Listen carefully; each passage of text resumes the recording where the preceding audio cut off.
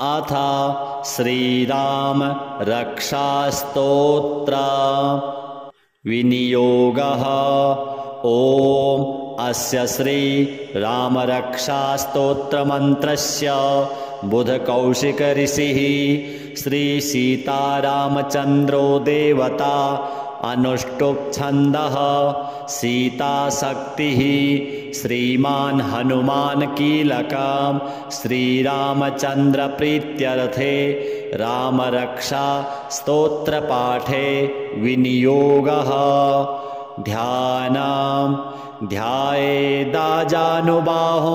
धृतशरधनुषं बद्धपद्मासनस्थं पीतं वासोवसानं नवकमलदल स्पर्धिनेत्रं प्रसन्नं वामाङ्कारूढसीता मुखकमल मिलल्लोचनं नीरदाभं नानालङ्कारदीप्तं दधतमुरुजटा मण्डलं रामचन्द्रं चरितं रघुनाथस्य शतकोटिप्रविस्तरम् एकैकमक्षरं पुंसां महापातकनाशनं ध्यात्वा नीलोत्पलश्यामं रामं राजीवलोचनं जानकी लक्ष्मणोपेतं जटामुकुटमण्डितं शासितूणधनुर्बाण पाणिं नक्तं चरान्तकं स्वलीलया जगत्त्रातुम् आविर्भूतमजं विभुं रामरक्षां पठेत् प्राज्ञः पापघ्नीं सर्वकामदां शिरो मे राघवः पातु भालं दशरथात्मजः कौसल्येयो दृशो पातु विश्वामित्रप्रियः श्रुति घ्राणं पातु मखत्राता मुखं सौमित्रिवत्सलः जिह्वां विद्यानिधिः पातु कण्ठं भरतवन्दितः स्कन्धौ दिव्यायुधः पातु भुजौ भग्नेशकार्मुकः करौ सीतापतिः पातु हृदयं जामदग्न्यजित् मध्यं पातु खरध्वंसी नाभिं जाम्बवदाश्रयः सुग्रीवेशः कटी पातु शक्थिनी हनुमत्प्रभुः ऊरू रघुत्तमः पातु रक्षः कुलविनाशकृत् जानुनी सेतुकृत् पातु जङ्घे दशमुखान्तकः पादौ विभीषणश्रीदः पातु रामोऽखिलं वपुः एतां रामबलोपेतां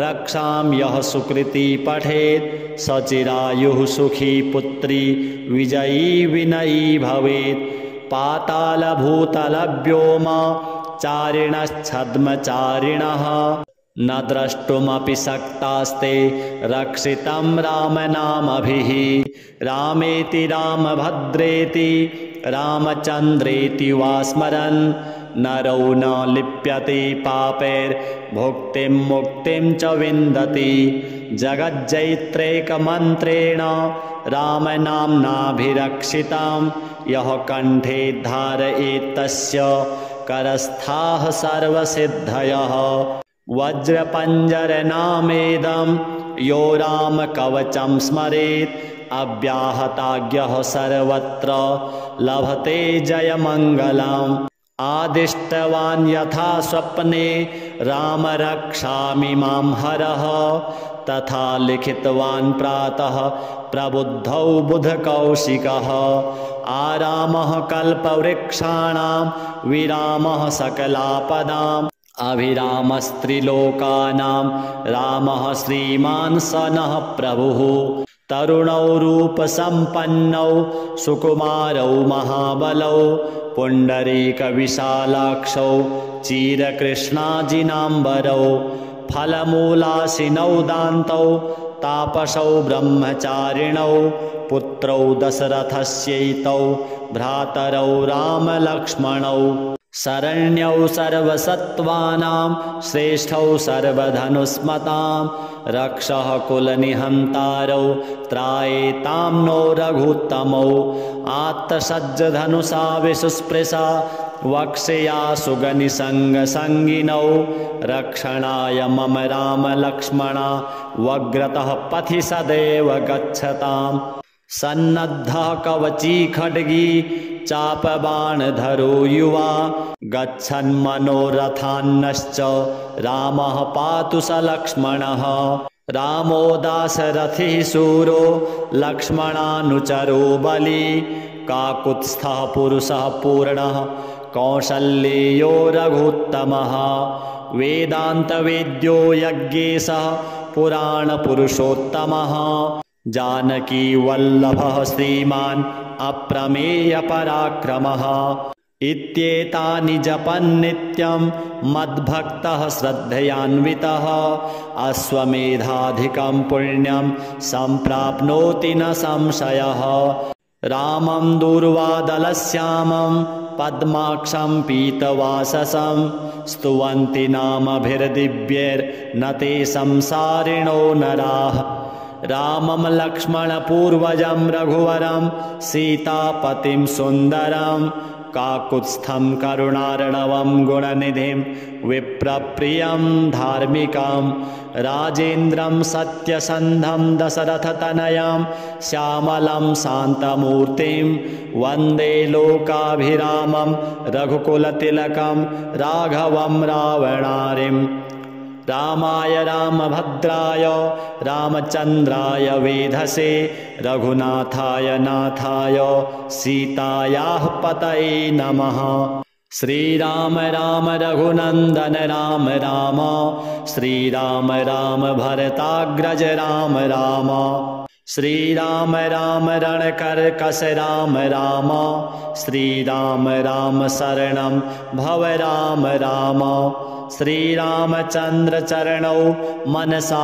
स्मरामि श्रीरामचन्द्र चरणौ वचसा गृह्णामि श्रीरामचन्द्र चरणौ शिरसा नमामि श्रीरामचन्द्र चरणौ शरणं प्रपद्ये माता रामो मत्पिता रामचन्द्रः स्वामी रामो मत्सखा रामचन्द्रः सर्वस्वं मे रामचन्द्रो दयालुर्नान्यं जाने नैव जाने न जाने दक्षिणे लक्ष्मणो यस्य वामे च जनकात्मजा पुरतो मारुतिर्यस्य तं वन्दे रघुनन्दनम् लोकाभिरामं रणरङ्गधीरं राजीवनेत्रं रघुवंशनाथं कारुण्यरूपं करुणाकरं तं श्रीरामचन्द्रं शरणं प्रपद्ये मनोजवं मारुततुल्यवेगं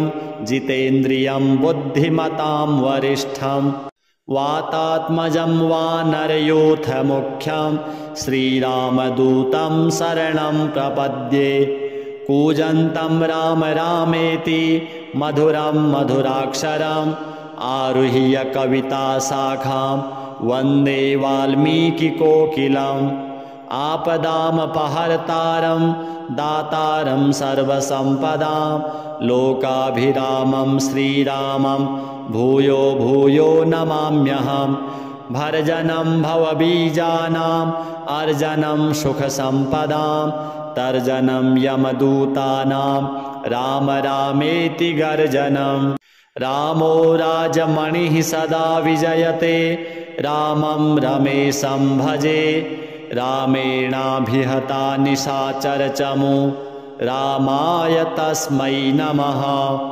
रामान्नास्ति परायणं परतरं रामस्य दासोऽस्म्यहं रामे चित्तलयः सदा भवतु मे भो राम मामुद्धर राम रामेति रामेति रमे रामे मनोरमे सहस्रनाम तत्तुल्यं राम नाम वरानने श्री सीतारामार्पणमस्तु।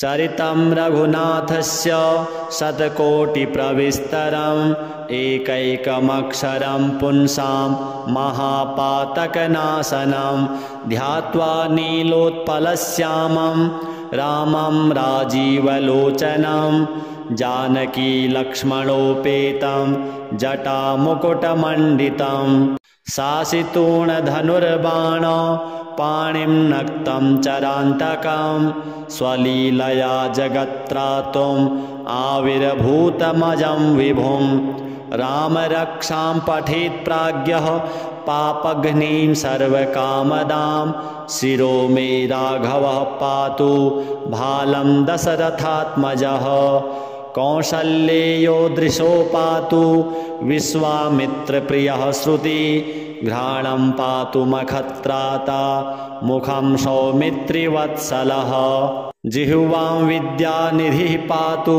कण्ठं भरतवन्दितः स्कन्धौ दिव्यायुधः पातु भुजौ भग्नेशकार्मुकः करौ सीतापतिः पातु हृदयं जामदग्न्यजित् मध्यं पातु खरध्वंसी नाभिं जाम्बवदाश्रयः सुग्रीवेशः कटी पातु सक्थिनी हनुमत्प्रभुः ऊरू रघुत्तमः पातु रक्षः कुलविनाशकृत् जानुनी सेतुकृत् पातु जङ्घे दशमुखान्तकः पादौ विभीषणश्रीदः पातु रामोऽखिलं वपुः एतां रामबलोपेतां रक्षां यः सुकृती पठेत् सचिरायुः सुखी पुत्री विजयी विनयी भवेत् पातालभूतलव्योम चारिणश्छद्मचारिणः न द्रष्टुमपि शक्तास्ते रक्षितं रामनामभिः रामेति रामभद्रेति रामचन्द्रेति वा स्मरन् नरो न लिप्यते पापैर्भुक्तिं मुक्तिं च विन्दति जगज्जैत्रैकमन्त्रेण रामनाम्नाभिरक्षितां यः कण्ठे धारयेत् तस्य करस्थाः सर्वसिद्धयः वज्रपञ्जरनामेदं यो रामकवचं स्मरेत् अव्याहताज्ञः सर्वत्र लभते जयमङ्गलम् आदिष्टवान् यथा स्वप्ने राम रक्षामि मां हरः तथा लिखितवान् प्रातः प्रबुद्धौ बुधकौशिकः आरामः कल्पवृक्षाणां विरामः सकलापदाम् अभिरामस्त्रिलोकानां रामः श्रीमान् स नः प्रभुः तरुणौ रूपसम्पन्नौ सुकुमारौ महाबलौ पुण्डरीकविशालाक्षौ चीरकृष्णाजिनाम्बरौ फलमूलाशिनौ दान्तौ तापसौ ब्रह्मचारिणौ पुत्रौ दशरथस्यैतौ भ्रातरौ रामलक्ष्मणौ शरण्यौ सर्वसत्त्वानां श्रेष्ठौ सर्वधनुस्मतां रक्षः कुलनिहन्तारौ त्रायेतां नो रघुत्तमौ आत्तसज्जधनुषा विसुस्पृशा वक्षया सुगनिसङ्गसङ्गिनौ रक्षणाय मम रामलक्ष्मणा वग्रतः पथि सदैव गच्छताम् सन्नद्धः कवची खड्गी चापबाणधरो युवा गच्छन्मनोरथान्नश्च रामः पातु स लक्ष्मणः रामो दाशरथिः शूरो लक्ष्मणानुचरो बली काकुत्स्थः पुरुषः पूर्णः कौसल्येयो रघुत्तमः वेदान्तवेद्यो यज्ञेशः पुराणपुरुषोत्तमः जानकी वल्लभः श्रीमान् अप्रमेयपराक्रमः इत्येतानि जपन्नित्यं मद्भक्तः श्रद्धयान्वितः अश्वमेधाधिकं पुण्यं सम्प्राप्नोति न संशयः रामं दूर्वादलश्यामं पद्माक्षं पीतवाससं स्तुवन्ति नामभिर्दिव्यैर्न ते संसारिणो नराः रामं लक्ष्मणपूर्वजं रघुवरं सीतापतिं सुन्दरं काकुत्स्थं करुणार्णवं गुणनिधिं विप्रप्रियं धार्मिकं राजेन्द्रं सत्यसन्धं दशरथतनयं श्यामलं शान्तमूर्तिं वन्दे लोकाभिरामं रघुकुलतिलकं राघवं रावणारिं रामाय रामभद्राय रामचन्द्राय वेधसे रघुनाथाय नाथाय सीतायाः पतये नमः। श्रीराम राम रघुनन्दन राम राम श्रीराम राम भरताग्रज राम राम श्रीराम राम रणकर्कश राम राम श्रीराम राम शरणं भव राम राम। श्रीरामचन्द्र चरणौ मनसा स्मरामि श्रीरामचन्द्र चरणौ वचसा गृह्णामि श्रीरामचन्द्र चरणौ शिरसा नमामि श्रीरामचन्द्र चरणौ शरणं प्रपद्ये। माता रामो मत्पिता रामचन्द्रः स्वामी रामो मत्सखा रामचन्द्रः सर्वस्वं मे रामचन्द्रो दयालुर्नान्यं जाने नैव जाने न जाने। दक्षिणे लक्ष्मणो यस्य वामे च जनकात्मजा पुरतो मारुतिर्यस्य तं वन्दे रघुनन्दनम्। लोकाभिरामं रणरङ्गधीरं राजीवनेत्रं रघुवंशनाथं कारुण्यरूपं करुणाकरं तं श्रीरामचन्द्रं शरणं प्रपद्ये। मनोजवं मारुततुल्यवेगं जितेन्द्रियं बुद्धिमतां वरिष्ठं वातात्मजं वानरयूथमुख्यं श्रीरामदूतं शरणं प्रपद्ये। कूजन्तं राम रामेति मधुरं मधुराक्षरम् आरुह्य कविताशाखां वन्दे वाल्मीकिकोकिलम्। आपदामपहर्तारं दातारं सर्वसम्पदां लोकाभिरामं श्रीरामं भूयो भूयो नमाम्यहम्। भर्जनं भवबीजानाम् अर्जनं सुखसम्पदां तर्जनं यमदूतानां राम रामेति गर्जनम्। रामो राजमणिः सदा विजयते रामं रमेशं भजे रामेणाभिहता निशाचरचमू रामाय तस्मै नमः। रामान्नास्ति परायणं परतरं रामस्य दासोऽस्म्यहं। रामे चित्तलयः सदा भवतु मे भो राम मामुद्धर। राम रामेति रामेति रमे रामे मनोरमे सहस्रनाम तत्तुल्यं राम नाम वरानने। श्री सीतारामार्पणमस्तु। चरितं रघुनाथस्य शतकोटिप्रविस्तरम् एकैकमक्षरं पुंसां महापातकनाशनं ध्यात्वा नीलोत्पलश्यामं रामं राजीवलोचनं जानकी लक्ष्मणोपेतं जटामुकुटमण्डितं शासितूणधनुर्बाण पाणिं नक्तं चरान्तकं स्वलीलया जगत्त्रातुम् आविर्भूतमजं विभुं। राम रक्षां पठेत् प्राज्ञः पापघ्नीं सर्वकामदां शिरो मे राघवः पातु भालं दशरथात्मजः। कौसल्येयो दृशो पातु विश्वामित्रप्रियः श्रुति घ्राणं पातु मखत्राता मुखं सौमित्रिवत्सलः।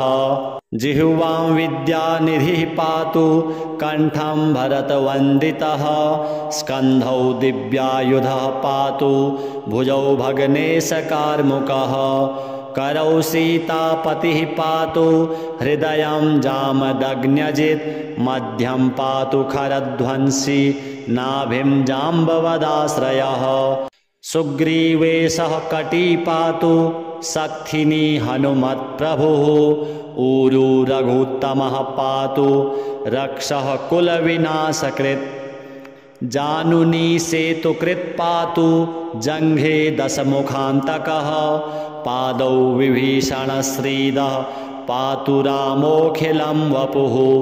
एतां रामबलोपेतां रक्षां यः सुकृती पठेत् सचिरायुः सुखी पुत्री विजयी विनयी भवेत्। पातालभूतलव्योम चारिणश्छद्मचारिणः न द्रष्टुमपि शक्तास्ते रक्षितं रामनामभिः रामेति रामभद्रेति रामचन्द्रेति वा स्मरन् नरो न लिप्यते पापैर्भुक्तिं मुक्तिं च विन्दति जगज्जैत्रैकमन्त्रेण रामनाम्नाभिरक्षितां यः कण्ठे धारयेत् तस्य करस्थाः सर्वसिद्धयः वज्रपञ्जरनामेदं यो रामकवचं स्मरेत् अव्याहताज्ञः सर्वत्र लभते जयमङ्गलम् आदिष्टवान् यथा स्वप्ने राम रक्षामि मां हरः तथा लिखितवान् प्रातः प्रबुद्धौ बुधकौशिकः आरामः कल्पवृक्षाणां विरामः सकलापदाम् अभिरामस्त्रिलोकानां रामः श्रीमान् स नः प्रभुः तरुणौ रूपसम्पन्नौ सुकुमारौ महाबलौ पुण्डरीकविशालाक्षौ चिरकृष्णाजिनाम्बरौ फलमूलाशिनौ दान्तौ तापसौ ब्रह्मचारिणौ पुत्रौ दशरथस्यैतौ भ्रातरौ रामलक्ष्मणौ शरण्यौ सर्वसत्त्वानां श्रेष्ठौ सर्वधनुस्मतां रक्षः कुलनिहन्तारौ त्रायेतां नो रघुत्तमौ आत्तसज्जधनुषा विसुस्पृशा वक्षया सुगनिसङ्गसङ्गिनौ रक्षणाय मम रामलक्ष्मणा वग्रतः पथि सदैव गच्छताम् सन्नद्धः कवची खड्गी चापबाणधरो युवा गच्छन्मनोरथान्नश्च रामः पातु स लक्ष्मणः रामो दाशरथिः शूरो लक्ष्मणानुचरो बली काकुत्स्थः पुरुषः पूर्णः कौसल्येयो रघुत्तमः वेदान्तवेद्यो यज्ञेशः पुराणपुरुषोत्तमः जानकी वल्लभः श्रीमान् अप्रमेयपराक्रमः इत्येतानि जपन्नित्यं मद्भक्तः श्रद्धयान्वितः अश्वमेधाधिकं पुण्यं सम्प्राप्नोति न संशयः रामं दूर्वादलश्यामं पद्माक्षं पीतवाससं स्तुवन्ति नामभिर्दिव्यैर्न ते संसारिणो नराः रामं लक्ष्मणपूर्वजं रघुवरं सीतापतिं सुन्दरं काकुत्स्थं करुणार्णवं गुणनिधिं विप्रप्रियं धार्मिकं राजेन्द्रं सत्यसन्धं दशरथतनयं श्यामलं शान्तमूर्तिं वन्दे लोकाभिरामं रघुकुलतिलकं राघवं रावणारिम् रामाय रामभद्राय रामचन्द्राय वेधसे रघुनाथाय नाथाय सीतायाः पतये नमः श्रीराम राम रघुनन्दन राम राम श्रीराम राम भरताग्रज राम राम श्रीराम राम रणकर्कश राम राम श्रीराम राम शरणं भव राम राम श्रीरामचन्द्र चरणौ मनसा स्मरामि श्रीरामचन्द्र चरणौ वचसा गृह्णामि श्रीरामचन्द्र चरणौ शिरसा नमामि श्रीरामचन्द्र चरणौ शरणं प्रपद्ये माता रामो मत्पिता रामचन्द्रः स्वामी रामो मत्सखा रामचन्द्रः सर्वस्वं मे रामचन्द्रो दयालुर्नान्यं जाने नैव जाने न जाने दक्षिणे लक्ष्मणो यस्य वामे च जनकात्मजा पुरतो मारुतिर्यस्य तं वन्दे रघुनन्दनं लोकाभिरामं रणरङ्गधीरं राजीवनेत्रं रघुवंशनाथं कारुण्यरूपं करुणाकरं तं श्रीरामचन्द्रं शरणं प्रपद्ये मनोजवं मारुततुल्यवेगं जितेन्द्रियं बुद्धिमतां वरिष्ठं वातात्मजं वानरयोऽथ मुख्यं श्रीरामदूतं शरणं प्रपद्ये। कूजन्तं राम रामेति मधुरं मधुराक्षरम् आरुह्य कविताशाखां वन्दे वाल्मीकिकोकिलम्।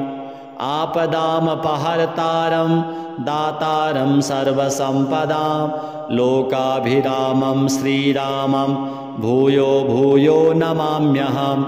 भर्जनं भवबीजानाम् अर्जनं सुखसम्पदां तर्जनं यमदूतानां राम रामेति गर्जनम्। रामो राजमणिः सदा विजयते रामं रमेशं भजे। रामेणाभिहता निशाचरचमू रामाय तस्मै नमः।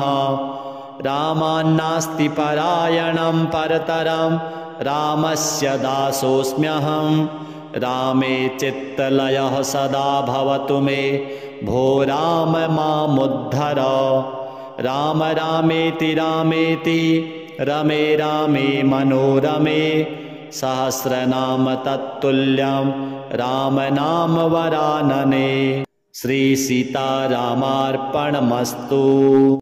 चरितं रघुनाथस्य शतकोटिप्रविस्तरम् एकैकमक्षरं पुंसां महापातकनाशनं ध्यात्वा नीलोत्पलश्यामं रामं राजीवलोचनं जानकी लक्ष्मणोपेतं जटामुकुटमण्डितं शासितूणधनुर्बाण पाणिं नक्तं चरान्तकं स्वलीलया जगत्त्रातुम् आविर्भूतमजं विभुं। राम रक्षां पठेत् प्राज्ञः पापघ्नीं सर्वकामदां शिरो मे राघवः पातु भालं दशरथात्मजः। कौसल्येयो दृशो पातु विश्वामित्रप्रियः श्रुति घ्राणं पातु मखत्राता मुखं सौमित्रिवत्सलः। जिह्वां विद्यानिधिः पातु कण्ठं भरतवन्दितः स्कन्धौ दिव्यायुधः पातु भुजौ भग्नेशकार्मुकः। करौ सीतापतिः पातु हृदयं जामदग्न्यजित् मध्यं पातु खरध्वंसी नाभिं जाम्बवदाश्रयः। सुग्रीवेशः कटी पातु शक्थिनी हनुमत्प्रभुः ऊरू रघुत्तमः पातु रक्षः कुलविनाशकृत्। जानुनी सेतुकृत् पातु जङ्घे दशमुखान्तकः पादौ विभीषणश्रीदः पातु रामोऽखिलं वपुः। एतां रामबलोपेतां रक्षां यः सुकृती पठेत् सचिरायुः सुखी पुत्री विजयी विनयी भवेत्। पातालभूतलव्योमा चारिणश्छद्मचारिणः न द्रष्टुमपि शक्तास्ते रक्षितं रामनामभिः। रामेति रामभद्रेति रामचन्द्रेति वा स्मरन् नरो न लिप्यते पापैर्भुक्तिं मुक्तिं च विन्दति। जगज्जैत्रैकमन्त्रेण रामनाम्नाभिरक्षितं यः कण्ठे धारयेत् तस्य करस्थाः सर्वसिद्धयः। वज्रपञ्जरनामेदं यो रामकवचं स्मरेत् अव्याहताज्ञः सर्वत्र लभते जयमङ्गलम्। आदिष्टवान् यथा स्वप्ने राम रक्षामि मां हरः तथा लिखितवान् प्रातः प्रबुद्धौ बुधकौशिकः। आरामः कल्पवृक्षाणां विरामः सकलापदाम् अभिरामस्त्रिलोकानां रामः श्रीमान् स नः प्रभुः। तरुणौ रूपसम्पन्नौ सुकुमारौ महाबलौ पुण्डरीकविशालाक्षौ चिरकृष्णाजिनाम्बरौ फलमूलाशिनौ दान्तौ तापसौ ब्रह्मचारिणौ पुत्रौ दशरथस्यैतौ भ्रातरौ रामलक्ष्मणौ।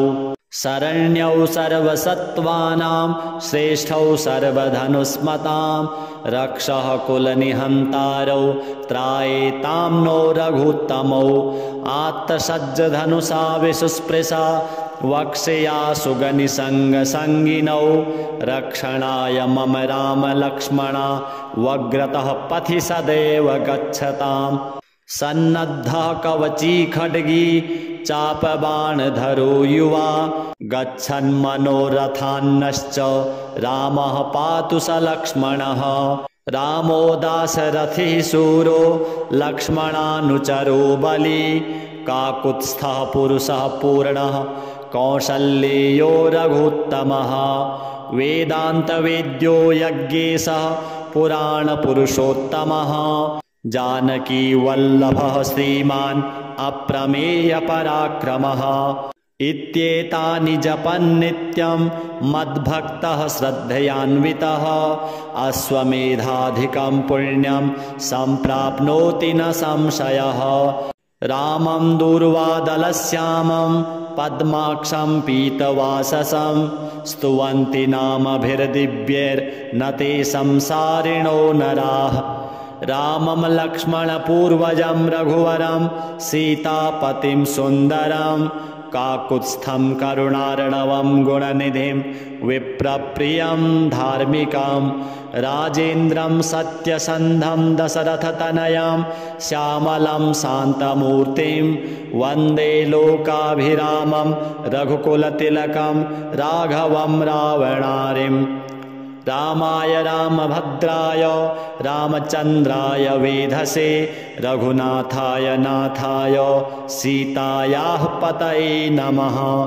श्रीराम राम रघुनन्दन राम राम श्रीराम राम भरताग्रज राम राम श्रीराम राम रणकर्कश राम राम श्रीराम राम शरणं भव राम राम श्रीरामचन्द्र चरणौ मनसा स्मरामि श्रीरामचन्द्र चरणौ वचसा गृह्णामि श्रीरामचन्द्र चरणौ शिरसा नमामि श्रीरामचन्द्र चरणौ शरणं प्रपद्ये माता रामो मत्पिता रामचन्द्रः स्वामी रामो मत्सखा रामचन्द्रः सर्वस्वं मे रामचन्द्रो दयालुर्नान्यं जाने नैव जाने न जाने दक्षिणे लक्ष्मणो यस्य वामे च जनकात्मजा पुरतो मारुतिर्यस्य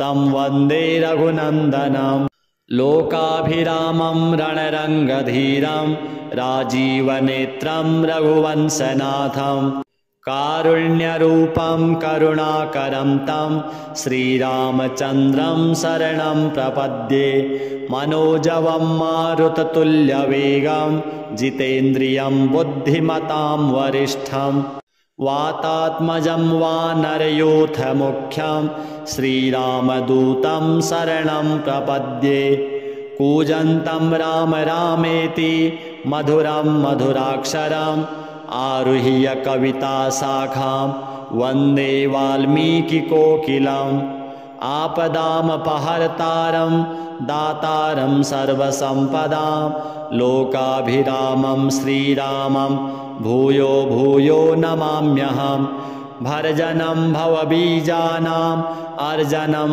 सुखसम्पदां तर्जनं यमदूतानां राम रामेति गर्जनं रामो राजमणिः सदा विजयते रामं रमेशं भजे रामेणाभिहता निशाचरचमु रामाय तस्मै नमः रामान्नास्ति परायणं परतरं रामस्य दासोऽस्म्यहं रामे चित्तलयः सदा भवतु मे भो राम मामुद्धर राम रामेति रामेति रमे रामे मनोरमे सहस्रनाम तत्तुल्यं राम नाम वरानने श्री सीतारामार्पणमस्तु।